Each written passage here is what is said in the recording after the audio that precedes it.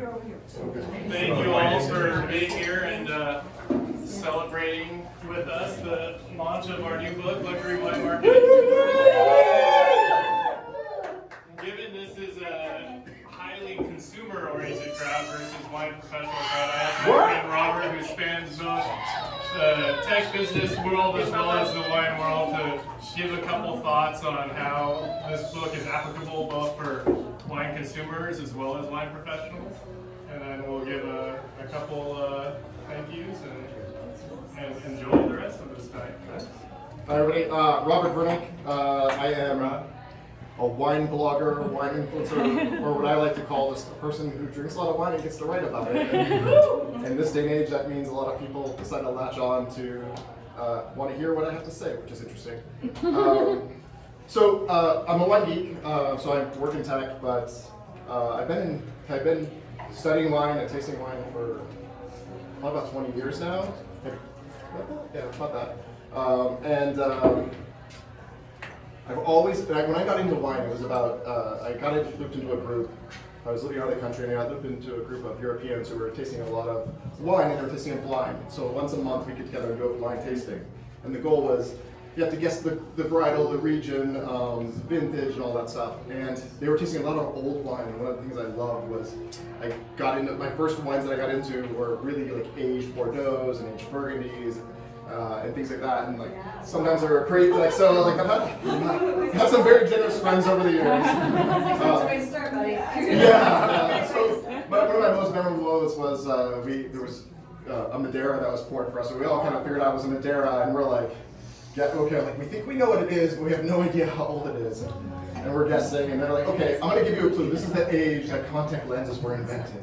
Wow. We're like, I don't know if that helps anybore here. That's like before Wikipedia was really popular. So it's around 1860s. And so I was like, wow, that is really impressive that that one had such life and tenacity. And since then, I've always been passionate about aged wines, and that when it gets to that pinnacle, and most people, when they're buying wines, they're not thinking about how does this age. What I love about the book, and I had a chance to read through it, not all of it, but most of it, and I really like that they drove into a perspective of like a framework for people to think about what is luxury wine. And we all live, or many of us live close to Napa, and everybody and their brother has a $100 bottle of wine. That doesn't mean it's necessarily a luxury wine, or even a fine wine in some cases. Sometimes it's just the cost of the land. And what I like is the structure that they provided, like a framework for thinking like, hey, this is a wine that's a sense of place. This is a wine that's has a pedigree for a really long time. This is a wine at a certain price. There's scarcity to it.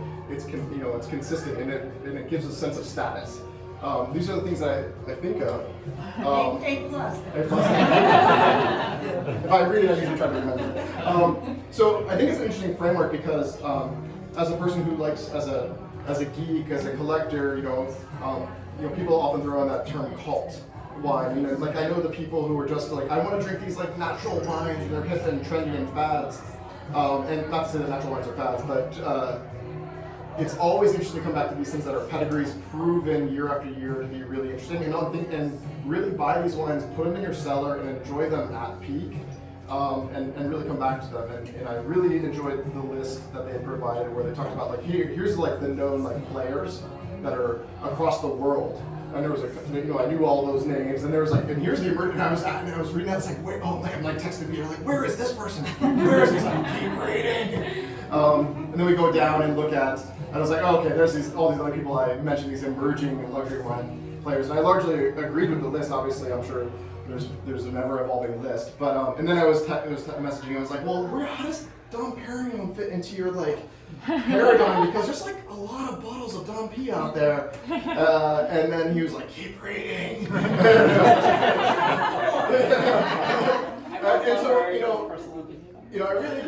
I really think it's an interesting framework to understand where wines are at, and I think there's a huge quality level in terms of that $20 to $100 range. But then understanding when you're going over that price point, like why is it there? And am I buying it? Am I going to enjoy it at peak? And as a collector, as an enjoyer, like understanding a wine that's going to deliver for you, not someone who just got a score for the here and now and the future, and someone who thinks they have a crystal ball and can tell you where it's at, but actually knowing that this winery has a pedigree.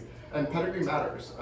And this is I thought it was an interesting framework for how to think about it as a consumer. And so I think it's super valuable for the trade, but also really interesting for anybody who's really serious about collecting wine and getting to that pinnacle experience of something that's cellared. So Thank you. All right.